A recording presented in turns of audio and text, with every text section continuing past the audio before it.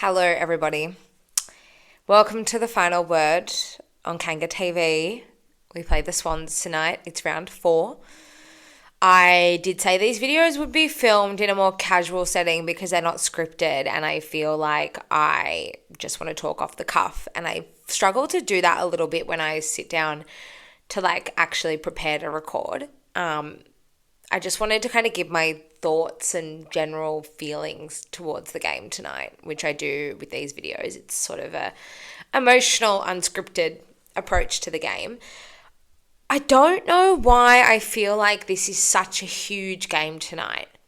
I almost feel like it's bigger than round 1. And I thought the expectations weighing on round 1 were enormous at the time, just given all the hype over the preseason and what we'd seen against West Coast in that practice game and even our intra-club game. But I think now we've actually seen that we're capable of doing something, and I think this matchup really suits us. The Swans, hampered with injury, under the roof at Marvel, off the back of a bye. It could kind of go one of two ways. It could just go we absolutely eclipse them, go to an even ledger at round 4, heaps of momentum going into Gather Round and Good Friday, or we just fall off once again, can't bring the pressure.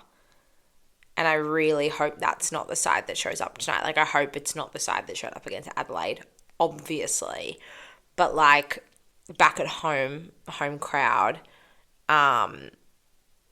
Saturday night, beautiful April evening, I just feel like the stage is set for us to really take a big scalp. And I think the frustrating thing about the Melbourne win is that they're 0-3 and they've had 3 really bad losses, the D's now. And that externally to me feels like it's invalid for some reason. And I just don't think that's fair. I think people forget that we've been a bottom feeding side for years now. And to beat a side outside of the 3 sides that we've really beaten in the last few seasons in West Coast, Richmond and the Suns, because of the D's form to start the year, it's North's win all of a sudden just isn't as impressive. It's no, that was a really impressive win. It was the way we won that game and the way we dismantled them in such a short amount of time. That was super impressive, and I don't want anyone to take that away from us. So I hope we can just fire up tonight. For Luke Parker and Jacob Constanti in particular. Luke Parker, you just former captain, premiership player, nearly 300 games for the Swans, and it's a similar thing for Jack Darling. We got up for his 300th, then I know Luke Parker's 300th is coming up in a few weeks' time, but if we could just do it for him against his old side, be awesome.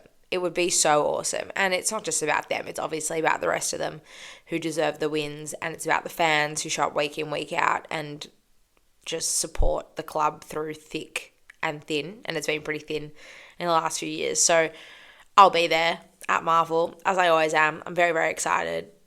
Nothing is better to me than just going to the footy with my family and just soaking up all the atmosphere and hopefully seeing a real 4-quarter show from North. Finn O'Sullivan is a late out. He is sick. Riley Hardiman, finally. It's unfortunate that it's at the expense of Foss and Foss being unwell, but he's got an opportunity now and he needs to make himself undroppable.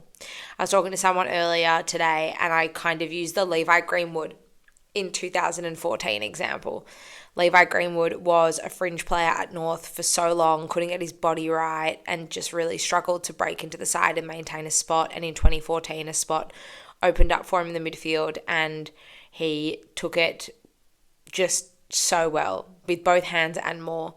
Had a phenomenal year, finished 3rd in our best and fairest that year, and then decided to walk and go to Collingwood, which I think is a really disappointing way for that chapter of the story to end. But there's a few players who should really try and have the Levi Greenwood effect. Riley Hardiman is definitely one of those guys because with Jackson Archer due back from suspension next week, someone's got to come out of that back line. And if Riley Hardiman plays well enough to keep his spot, then maybe it pushes Finn O'Sullivan further up the ground and then someone else out of that back line goes. It's a next week problem. But I want him to kind of have that impact immediately. I think we're all really bullish on, I've been so bullish on him, I know, over the off season, and I know a lot of you guys are as well. And there's other guys. I feel like Jacob Constanti maybe hasn't had quite the impact Levi Greenwood had when he came into the side that year, but it's a similar thing. Like, Jacob Constanti's playing such good footy, and I said this in my review of last week's game against the Crows. Like,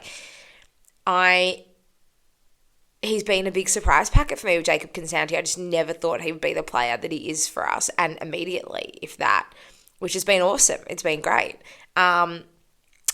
So I think if Riley Hardiman can kind of follow that same trajectory, could be in for a treat, and it could really help our backline. I know Fino Sullivan has sort of been the second person, along with Caleb Daniel, to be bringing the ball outside of our defensive 50, but potentially having a genuine attacking defender in there, and a hard line running defender that Riley Hardiman is, could potentially really help us. So I'm interested to see how that changes our backline. And Fino Sullivan's had an amazing start to the year, so it's got nothing to do with him. It's just the way that each of them play. I'm just looking forward to, like I said, be back at the footy and just soaking it all up, and hopefully watching North go 2-2 at the end of round 4. And it's not the same 2-2 that we had 2 years ago in 2023, because it just didn't, probably wouldn't have felt quite as solid and as sound and as convincing, I think, as this would be if we were able to take that scalp with the Swans tonight. So I'm looking forward to it. I hope to see you guys there. I can't wait to hear your thoughts, your final thoughts ahead of the game. And hopefully we're back here on Sunday celebrating another massive win for the North Melbourne Kangaroos. I'll see you tonight.